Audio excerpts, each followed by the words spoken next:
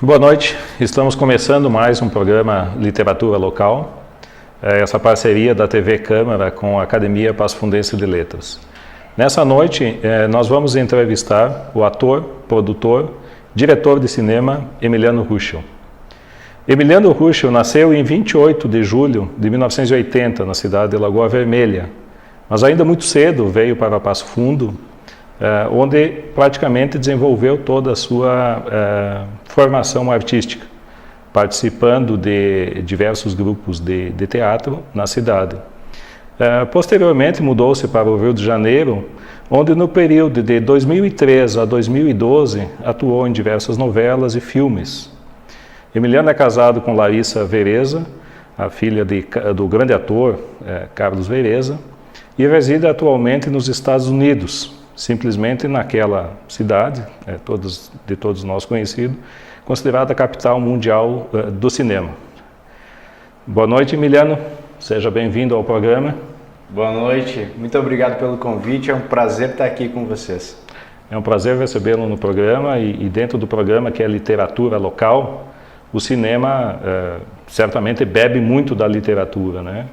Com certeza. Temos grandes filmes que são basicamente adaptações, né, de livros, de histórias. Te diria até que é uma tendência hoje em Los Angeles, puxando o assunto para lá, diria que 90% do que saiu esse último ano e o que tem saído é baseado em direitos autorais de livros. De livros.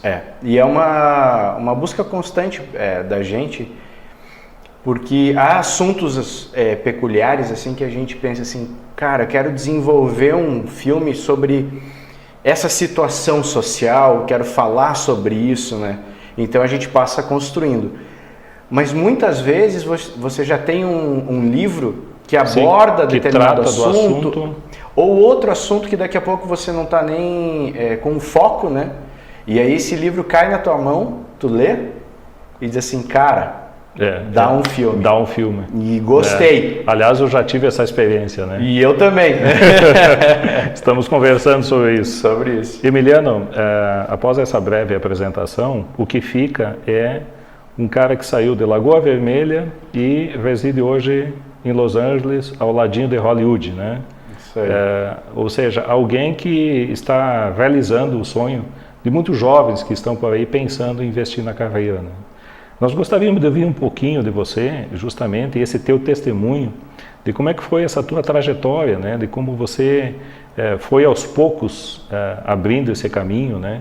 Desde a tua vinda para Passo Fundo, tu vieste muito novo, com 5 anos de idade para Passo Fundo, mas me lembro que conversávamos, você sempre teve esse gosto pela atuação, né? Já desde novo, né? Eu, pegando o gancho, vamos vir lá do início, né?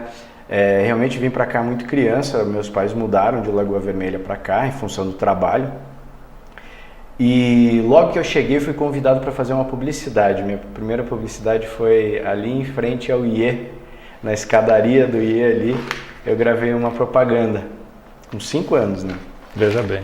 E dali, cara, pra frente, o pessoal continuou me chamando. Então, todo ano eu fazia 2, 3 propagandas, 4. E aquilo eu fui tomando um gosto por aquilo, né? Eu me divertia muito fazendo, assim. Quando eu era criança, assim, era bem bonitinho, loirinho, né? De olho claro, assim, sim, e muita espoleta, né? Esse biotipo, né? Um biotipo bom, assim. Diferenciado, né? E eu sempre fui, assim, eu continuo sendo, claro que a gente vai ficando mais maduro, né? A gente vai mudando, mas sempre fui muito extrovertido, né? Então, e comunicativo. Então, uma criança comunicativa, né? Ela funciona muito bem nesse meio. Sim. E aí o pessoal me chamava porque eu conseguia executar o trabalho, né? Uhum. Claro que isso era todo, para mim, era uma diversão, né? Claro, tinha uma menor total, noção, assim. Né? E aí eles me agradavam ainda, eu ganhava coisa boa para comer, né? Doce, coisa, Sim. e ganhava presente das lojas, né? Tipo, ganhava boné, ganhava camiseta e coisa assim, mais um cachezinho, né? Que E isso minha mãe começou a ficar cada vez mais sério, vamos dizer assim. Exatamente, cara. Então eu fui meio que me acostumando a fazer isso e gostando de fazer isso. E a coisa foi indo no colégio, eu também sempre muito hiperativo, né? Quando tinha trabalhos assim para apresentar, eu acabava apresentando, se tinha a opção de apresentar um teatrinho, fazer uma cena, fazer uma bagunça, né? Eu fazia. E as professoras foram percebendo, eu desenhava muito bem também, muito criativo nos desenhos no colégio, até que uma professora, aí meu grande abraço a todos os professores, essa classe fundamental na nossa formação, agradeço a todos assim de coração, tenho contato com muitos até hoje pelo Facebook. Os professores são inspiradores, né? Inspiradores. E como ajudam na prática. Olha o que aconteceu comigo. Minha professora de educação artística com mais algum professor do colégio, pegou minha pasta de desenho e quando ainda tinha aquele... era uma escola de artes, Carlos Baroni. O Carlos Baroni, né? Até hoje eu não esqueço, né? E era aqui na Moron, né? Na Moron, na esquina. Na esquina, ali com a 15. Com a 15. Né? 15. E eu não tinha condições de pagar, nem meus pais, estava uma época difícil, assim, a gente vem numa família foram imigrantes, né? Italianos e alemães. Logo, essa primeira geração que teve aqui no Rio Grande do Sul, né? Vindo de lá, conquistou muitas terras, cresceu muito, expandiu muito, mas aí uma outra segunda geração, no caso da nossa família, o que deve acontecer com muitas aí que estão nos ouvindo, acabou perdendo tudo entre diversas vicissitudes da vida, perderam tudo, então a nossa geração, a terceira, veio do nada, né? Então tiveram que trabalhar do início, de novo, começar do zero. Então, essa época que eu era pequeno, fazendo o primário ainda, a minha família estava num momento que não tinha condições... Isso é o quê? A metade dos anos 80? Isso, exatamente isso. Não tinha condições nem de me comprar, às vezes, o material completo do colégio. E as professoras viam isso, né? E aí me ajudavam com material e tal. E aí, essas professoras viram uma pasta minha de desenho... isso é bonitinho, não interessa assim se você tem ou não tem dinheiro, tudo tem um jeito. Isso é uma coisa que eu vou acabar chegando. Eu peguei saco de pão no mercado e aí a gente fez 2 furinhos em cima, não tinha dinheiro para comprar uma pastinha para botar os desenhos, né? A gente pegou saco de pão, fez 2 furinhos em cima, enfiou todos os desenhos ali, aí tinha tipo uns 30 desenhos, e aí a minha mãe me deu um pedaço de linha de lã, que ela usava para fazer um tricô, para fazer um casaco pra gente, uma manta, né? E aí eu amarrei com a linhazinha ali e mostrei para a professora. Levei para ela pediu se eu tinha, né? E eu disse, tinha bastante. Ela disse, então traz tudo para mim ver. Daí minha mãe, caprichosa, assim, a gente não tinha o dinheiro, mas tinha como fazer, né? Então a gente fez, eu levei para ela adorou, levou na Carlos Baroni e o pessoal me deu uma bolsa. Ah, que legal. Aí eu fui estudar com bolsa lá no Carlos Baroni. Que idade mais ou menos você tinha? Aí eu já estava com uns 11, 12, eu acho. Aí ficaste uma temporada. Aí fiquei um período lá, uma temporada lá estudando, aí aprendi mexendo no computador, teve aula de pintura, de massinha, de teatro, teve aula de tudo. Dali, continuando fazendo as propagandas e sempre fazendo muito esporte. Pela hiperatividade eu sempre fiz muito esporte e chegava a nível de competição, mas aí trocava. Então eu joguei futebol, corri bicicross, a gente viajou o Rio Grande do Sul todo competindo no Campeonato Gaúcho, brasileiro. Sempre teve esse lado atlético também. Sempre o lado atlético, esportivo. Fiz luta, fiz natação, competimos também natação. Já estava se preparado para ser ator, né? Cara, tava. Eu não sabia, mas estava. Já estava numa preparação. Eu sou, vamos dizer assim, muito eclético, né? Então, assim, eu não fico só numa coisa. Certo. Eu gosto de fazer de tudo para... Eu tenho uma sede muito grande de aprender coisas novas, né? Então, estou sempre fazendo curso, sempre aprendendo alguma coisa. E o esporte era, de certa forma, isso também, porque depois, nesse período no Rio, eu fiz muito trabalho de publicidade e filme, coisa, e novela, por causa do esporte. Do esporte. Esporte que eu tinha treinado aqui, né, na minha juventude, aí já é pré-adolescente, né? Eu acabei sendo a gente fala em inglês skill, como é que diz isso? Uma habilidade extra que me colocou na posição de pegar um papel. Mas aí você participaste também de grupos de teatro depois? Isso. Né? Aí em 2000, quando eu estava com os 12, do Carlos Baroni, eu fui para a companhia de teatro da UPF fazer aula. Dali eu fui fazendo aula, aí eu comecei a trabalhar como modelo também, mas eu não sou muito alto, então como modelo era uma época muito de passarela, né? Eu tenho uma estatura mediana. E aí eu não engatei para passarela, né? Mas eu fazia muita publicidade porque eu era bom com a câmera, que é o trabalho do ator, né? E aí eu comecei a fazer curta-metragem e aí a gente foi fazer peça de teatro. Daí eu fui fazer curso na UPF, lá eu conheci um pessoal que me chamou para montar um grupo, que foi o Metamorfoses, companhia teatral, que foi o César Escortegan e o Christian Cardoso, meus parceiros, um abraço para vocês. Os guerreiros que estão ainda por aí. Estão aí, na luta. E aí a gente fundou o grupo, lançou uma peça e a gente percorreu bastante cidades e festivais do Rio Grande do Sul. E aí dali veio um pessoal dar curso em Passo Fundo, de interpretação para televisão. Eu fui lá para fazer o curso, não tinha dinheiro para pagar.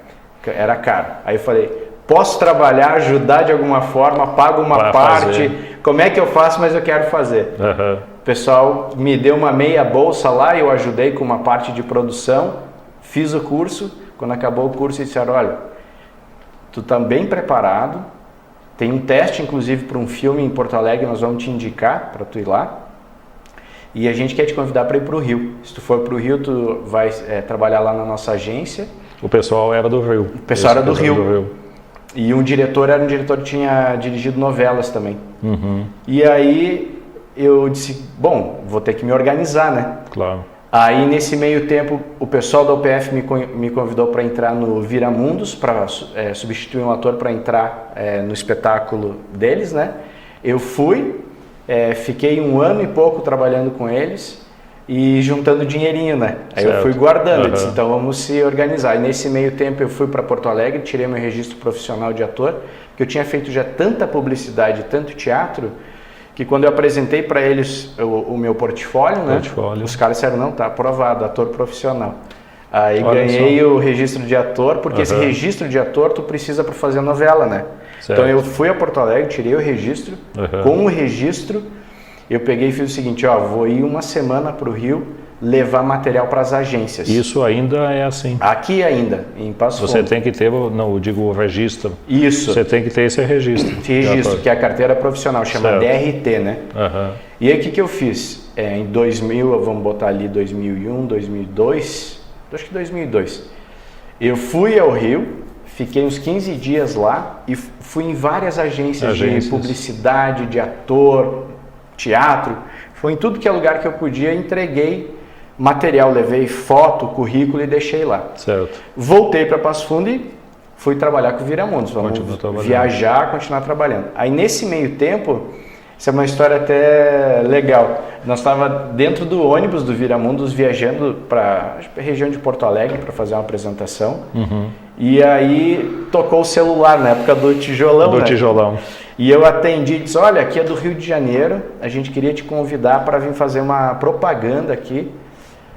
O cachê não é muito, mas é uma propaganda legal, que é um lançamento de um modelo novo de celular e vai ser para todo o Brasil. E eu disse, estou no ônibus aqui, a gente tem que fazer uma apresentação amanhã, eu não tenho como pegar o ônibus, né, e ir para aí, né? Dela, vê esse caso der, né? Seria bem legal e tal. Daí eu disse, bom, só por curiosidade, né? Quanto que é o cachê, né? Naquela época, para você ter uma ideia, a gente trabalhava no Viramundos o mês todo para juntar no final R$800, o que era um baita, porque era quase 2 salários mínimos. Mas a gente trabalhava a semana inteira, né? E o final de semana apresentando. Então você trabalhava o mês inteiro para tirar mais ou menos isso, né? Aí ela, R$800, daí ela disse assim, olha, cachê é pouco, mas como eu te falei, é para o Brasil todo, então vai ser bom para tua carreira, né? É 1 dia de gravação, é R$5.000. Poxa vida. Eu disse, o quê? Disse, cara, não adianta. 1 dia de gravação. não adianta, eu tenho que... tem que dar jeito de ir. Tem que dar um jeito de ir. Se é para viver como ator, trabalhar profissionalmente, né? Eu preciso estar lá onde a coisa acontece. Aí, nesse tempo, eu terminei todas as apresentações com o Viramundos, né? Conversei com eles que eu tinha vontade de ir. Sim. A gente combinou tudo certinho. Quando acabou, eu peguei o dinheirinho que eu guardei, fui para o Rio de Janeiro morar com um amigo daqui da cidade, ator também. Um abraço para o Marcelo Argenta, que está lá no Rio fazendo novela também, trabalhando. Legal. E fui para o Rio de Janeiro. Eu tinha dinheiro para o primeiro mês lá de despesa e daí do mês para frente tinha que se virar. E aí no primeiro mês, cara, naquela agência que eu tinha ido lá levar o material, quando eu cheguei, no primeiro mês eu peguei o primeiro filme para fazer. E tu já ficou no filme? Olha a coincidência da história. Filme americano sobre futebol, que eu jogava futebol. Emiliano. Eu fui fazer o teste, fiquei no filme. Naquele filme eu ganhei de cachê, né? Que fiz um jogador inglês, depois o jogador americano se machucou, eu virei dublê do cara. Eu filmei com eles 40 dias. A equipe americana naquela época era um filme pequeno americano, tá? Certo. Tinha 40 milhões de orçamento. Poxa vida. Naquele trabalho, só aquele trabalho de um mês que eu trabalhei lá com eles, eu ganhei dinheiro para me manter o ano inteiro. E beleza. Aí fiquei. Emiliano, infelizmente o tempo voa. Claro. Né? E já chegamos ao final do nosso primeiro bloco. Nós vamos guardar munição porque nós temos mais um bloco. Inclusive nós voltamos para o próximo bloco com o trailer do filme Maverick, que a gente vai comentar um pouquinho essa grande realização do nosso conterrâneo Emiliano Rucho. Até daqui a pouco.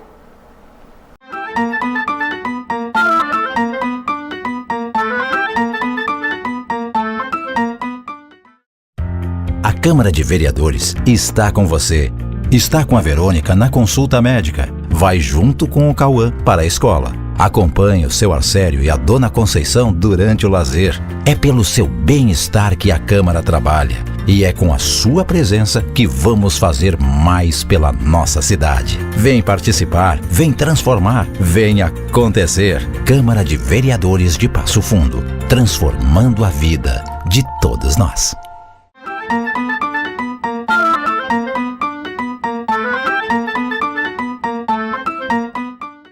Estamos de volta com o programa Literatura Local, essa parceria da TV Câmara com a Academia Passo Fundense de Letras. Nessa noite nós estamos entrevistando o ator, produtor e diretor de cinema Emiliano Rucho. Nós vamos agora passar umas imagens do trailer do filme Maverick, que teve as suas 90% das suas cenas rodadas em Passo Fundo, e ao mesmo tempo nós vamos comentando algumas cenas e conversando com o Emiliano. Esse é o iniciozinho do filme, né? A gente começa em Hollywood, isso é Hollywood Boulevard. Começa as cenas lá. Isso. E aí o personagem decola, né? De lá para vir realizar a missão dele aqui em Passo Fundo. Essa produtora Sky é a minha produtora, é a minha produtora de cinema. Aí tu atua como ator e diretor. Isso. Aí eu tô atuando e dirigindo, né? Literalmente. Literalmente ali no caso, saindo com o carro. Aí cenas na Cachoeira do Maringá, as trilhas do trem aqui da cidade, né? Aliás, o filme ele foi projetado agora também na primeira semana de cinema de Passo Fundo, né? Exatamente, semana passada. Semana passada, né? A gente teve a semana toda voltada para o cinema. Queria deixar o meu muito obrigado para a Prefeitura, né? Para a Secretaria de Cultura. Um abraço para o Pedro Almeida, pela encabeçar aí esse trabalho maravilhoso de a gente ter essa semana. Foi no Sesc, né? Isso, foi dia 27, a gente exibiu o filme no Sesc, lotado lá, agradecer o público que prestigiou, foi muito bacana, a gente está muito feliz. E essas cenas foram filmadas na Avenida Isso, Brasil. na Avenida Brasil. Foi à noite, né? À noite, a gente virou a madrugada filmando. A gente começou às 8 horas da noite e foi até às 8 horas da manhã do outro dia. Foi uma noite para filmar? Conseguiram filmar numa noite? Eu tinha que filmar em uma noite, né? O ideal seria até mais dias, mas para evitar transtorno, né? E também custos de produção, a gente conseguiu executar tudo numa noite, então foi... deu tudo certo, graças a Deus, a gente seguiu o cronograma e conseguiu finalizar. Na Catedral também vocês filmaram? Também de madrugada, a gente começou, teve um dia. Um dia, né? Só que era 24 horas, né? Então a gente começou 6 da manhã e foi até o outro dia, 6 da manhã. A gente filmou, na verdade, 24 horas, a gente fez 2 dias em um. E você está agora com a continuação do Maverick? Sim, eu estou com o roteiro pronto já. A gente está agora na fase de cronograma, montando a estrutura de filmagem para a gente ver quantos dias de produção, porque daí vai sair o orçamento final. Ah, certo. E a gente já tem mais ou menos uma previsão de filmar no primeiro semestre de 2020. E como é que você viabiliza a captação isso é via Lei Rouanet ou você tem alguma lei do audiovisual? É uma lei do audiovisual. Específica, né? Exatamente, não é a Lei Rouanet é destinada para outros segmentos, né? Uhum. A gente tem uma agência nacional de cinema no Brasil que regulamenta todo o cinema, que é a Ancine. Ancine, né? Então, tanto os filmes estrangeiros que são exibidos aqui, eles passam pela Ancine para registro, para tudo, e aí a gente via Ancine, a gente apresenta o projeto e também tem formatos de captação de recurso para o filme. Para o filme. Que tem já dinheiro da distribuidora, inclusive estrangeira, que reverte para o filme. Tem dinheiro do canal estrangeiro. Você, antes de fazer o filme, você já tem contratado a distribuidora? Já sei quem que vai distribuir, já sei o canal que vai passar, já tem toda a parceria fechada. Quer dizer que você não plantou a soja ainda e já está com ele. Já sabe onde é que vai colher. Vendida. Já está vendida. Exatamente isso. Porque, na verdade, eles revertem isso, né, do lucro deles para reinvestir no cinema brasileiro. Então, na verdade, é um benefício fantástico que, se a gente não fizesse isso, esse dinheiro vai para os Estados Unidos, vai para a Europa. Mas funciona, então, esse dinheiro fica para produzir outro filme no Brasil. Mas são empresas que financiam mediante isenção fiscal? Como é que é? É isenção fiscal da empresa americana. A empresa americana ia retirar o imposto dela, ia pagar o imposto, né? Tá. Ou só o lucro para os Estados Unidos. Então, parte desse imposto fica para fazer outro filme. Então, fomenta a indústria do audiovisual. A gente está vivendo agora o melhor momento do cinema brasileiro, de toda a história, justamente por esses formatos de você poder reinvestir num outro produto. Então, a gente esse ano fechou com mais de 100 filmes produzidos no Brasil. Via distribuidora? Não, são vários mecanismos. A gente tem um fundo da Ancine, a gente tem distribuidora, a gente tem canal de televisão. Mas quem faz o filme é a produtora. É a produtora. É a minha produtora, é a produtora de São Paulo, do Rio, do Nordeste, do Brasil todo. E tem a questão do som também, né? O filme é feito captar as imagens e o som também. Aí, é todo um trabalho em cima do som também. Né? Aí a gente falando de pós-produção, né? Então tem a produtora que produz o filme e roda as cenas e faz captação de áudio e vídeo, né? E depois a gente parte para pós-produção. Aí a gente contrata outras empresas especialistas em cada uma no seu segmento. A gente contrata uma produtora de efeitos especiais para fazer os tiros, sangue, coisa que a gente precisa complementar. A gente contrata outra produtora, que é uma produtora de som, para fazer o sound design do filme. Sim. Aí entra uma outra, às vezes, que é uma produtora para fazer só a mixagem, que daí é uma sala especial de cinema, com os canais 5.1, para a gente fazer só a equalização de áudio. Porque, na verdade, a gente trabalha de pistas de áudio para mais de 200. E você faz isso fora do Brasil? No caso de Maverick, vamos falar. Falar Maverick, da produção, pós-produção. Do filme do Maverick, eu fiz pós-produção de som nos Estados Unidos. Estados Unidos. Isso foi uma coisa bem bacana também, que todo mundo que tem visto o filme gosta muito e fala muito do padrão de qualidade e fala muito do som, né? Porque realmente os americanos, eles têm um cuidado com o som tremendo, e é uma coisa que eu prezo muito, eu acho muito importante na obra, que é 50-50, 50 é vídeo e 50 é áudio. É áudio. Não adianta você fazer um baita vídeo se o áudio não tá bom. Se o áudio é E pobre. vice-versa, então você tem que casar, né? Com certeza. Então a gente teve uma preocupação estética com o vídeo e tivemos com o áudio também. Então o áudio foi feito nos Estados Unidos, em Hollywood, para manter o padrão. Emiliano, eu gostaria de falar prêmios, né? Você foste premiado em 2014 melhor ator, né? Isso. Pelo filme Pra Sempre Nunca Mais. Isso aí. Né? Foi esse filme, aliás, que te deu o up aí para você engrenar essa carreira nos Estados Unidos. Né? Me projetou lá, foi um filme de época que a gente rodou no sul de Minas, e o personagem que eu faço é um personagem muito forte, né? E um descendente de italiano, tá aí mais uma coisa, né? O biotipo ajudou, o pouco de italiano que eu falo ajudou. E a gente foi selecionado para esse festival em Los Angeles, que é o Los Angeles Brazilian Film Festival. Eu fui indicado o melhor ator e eu acabei ganhando o prêmio. Sim. E tu ganhaste disputando com o Caio Castro e Tuca Andrade, né? Na época, né? Dois fera lá. E o ano anterior quem tinha ganhado, Wagner Moura. Ganhando o ano anterior. Tá. E eu tinha feito filme com o Wagner alguns anos antes, que foi o Vips, pela O2 Filmes. Sim, o Vips. E foi nesse festival que daí o pessoal me viu lá e eu tive convite para ir morar lá, e tive convite de empresário, né? Lá nos Estados Unidos a gente tem 2 empresários, tem o agent e tem o manager, então assim eles fazem coisas diferentes, né? Então são 2 empresas que a gente trabalha juntos lá e eles trabalham juntos também. Aqui no Brasil a gente trabalha normalmente com um só um empresário. Eu tenho empresário aqui no Brasil também, que é do Rio de Janeiro. E você tem uma perna aqui no Brasil? Eu tenho. Rio de Janeiro? Tenho grande aqui, na verdade, porque eu tenho, né, mais de 10 anos, né, de trabalho no Rio, então eu conheço muita gente, muita empresa, trabalhei com muita gente já. Certo. Tenho muitos parceiros aí para outros projetos do Brasil todo, né? Você transita, na verdade, entre os Estados Unidos e Brasil. Eu diria que eu abri uma perna nos Estados Unidos, né? Eu estou dando os primeiros passos lá, né?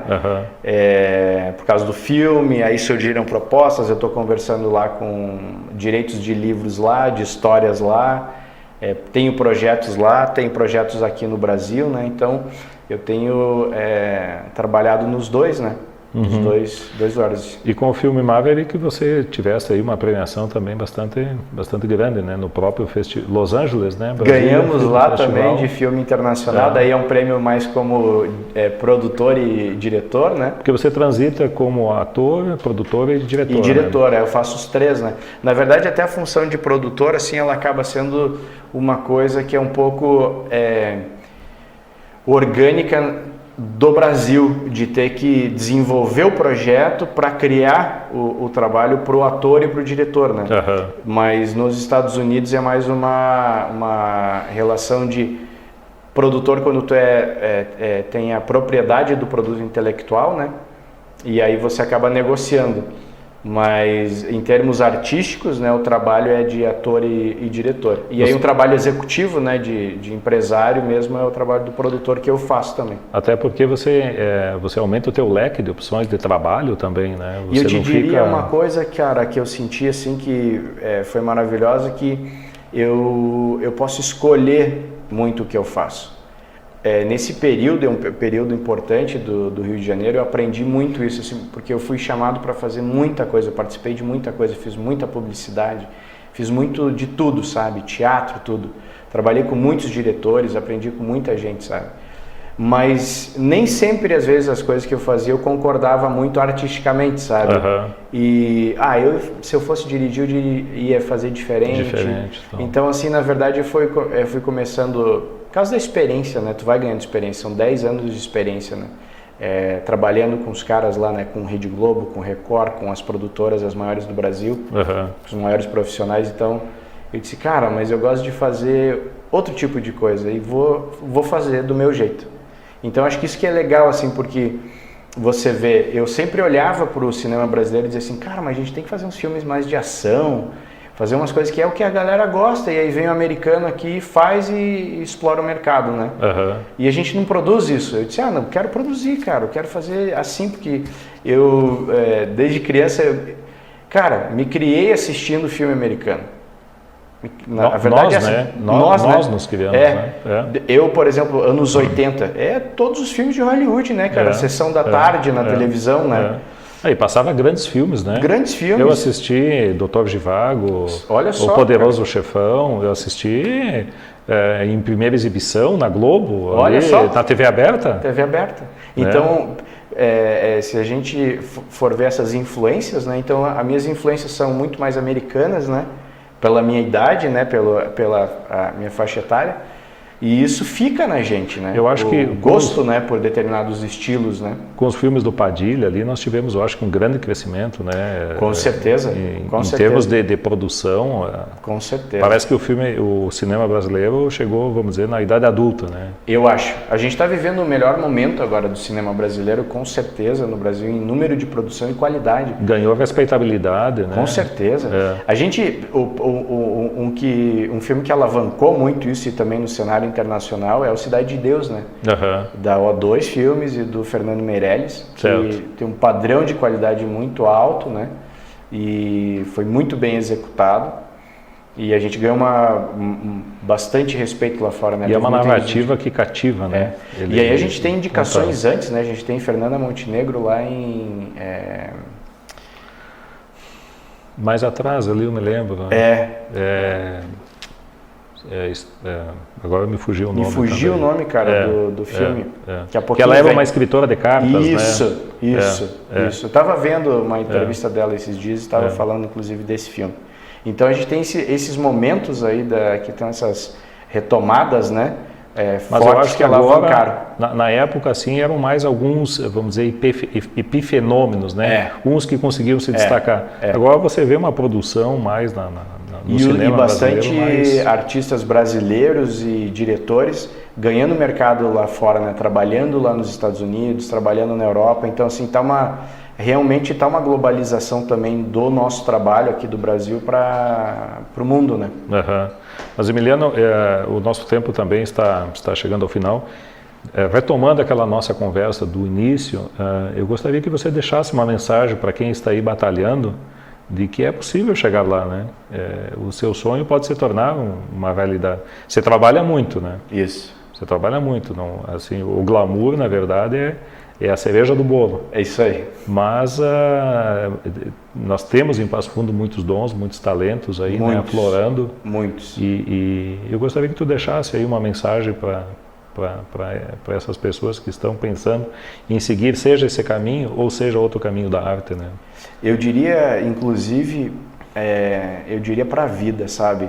Cada vez eu tenho me aprofundado mais A gente na verdade, são vários níveis na nossa vida, né? Na vida de todo mundo, de todo ser humano, né? A gente tem, claro, o lado profissional, mas a gente tem o nosso lado espiritual, a gente tem o nosso lado pessoal, nossa família, né? Então há que se ter um equilíbrio em tudo. Mas a essência que eu diria realmente é que parte do nosso trabalho, né? A realização nossa pessoal e que vai ajudar também a gente se manter, né? E aí a gente também ajudar toda a nossa família, todo mundo que está à nossa volta, inclusive devolver para a comunidade, né? É realmente você fazer o que você ama, independente do que você faça. Seja na frente das câmeras, seja atrás das câmeras, Sim. Seja qualquer profissão na vida. Se o cara fizer o que ele ama, primeiro que ele vai tratar todo mundo bem, né? Segundo que ele vai com prazer para o trabalho. Eu ouvi uma frase há muito tempo atrás, não sei nem dizer quando, assim, mas tem muitos anos, que se você fizer aquilo que você ama, você não vai ter que trabalhar nenhum dia na sua vida. Você não vai precisar trabalhar mais. Então eu acredito muito nisso. Porque eu mesmo no meu trabalho, cara, eu ficar 24 horas filmando, eu estou me divertindo. Você trabalha se divertindo, né? Fazendo o que você gosta. E até agora, na parte que é uma parte de desenvolvimento, por exemplo, esse ano de 2019, eu vou fazer trabalhos como ator mais esporádicos, assim, porque eu estou preparando uma sequência de filmes aí, de mais de 5 filmes, e vai entrar mais para 2020 para frente, né? Então, nesse período, eu também trabalho horas e horas e horas. É como as pessoas pensam assim, o patrão, né, o empresário, assim, trabalha pouco, tem a vida boa. É o cara que mais trabalha, o cara começa antes, termina o trabalho, ele vai para casa, fica trabalhando, fica pensando vai aquilo. Dormir, fica pensando o que ele pode fazer para melhorar a empresa. Então, trabalho muito, assim, eu vou trabalhando até a hora de dormir, e eu deito na cama, ainda estou tendo ideia, estou anotando, então, tipo, não para, mas qual que é a essência disso, né? É você fazer o que você ama. Se você fizer o que você ama, tenha certeza, você vai chegar lá e você vai ter a recompensa financeira, tudo na sua vida vai dar certo, porque você vai estar fazendo o que você ama. Muito bem, Emiliano, chegamos ao fim da nossa entrevista. Agradecemos aos telespectadores e encerramos por aqui hoje o programa Literatura Local. Obrigado, Emiliano. Muito obrigado pela oportunidade e um grande abraço a todos vocês.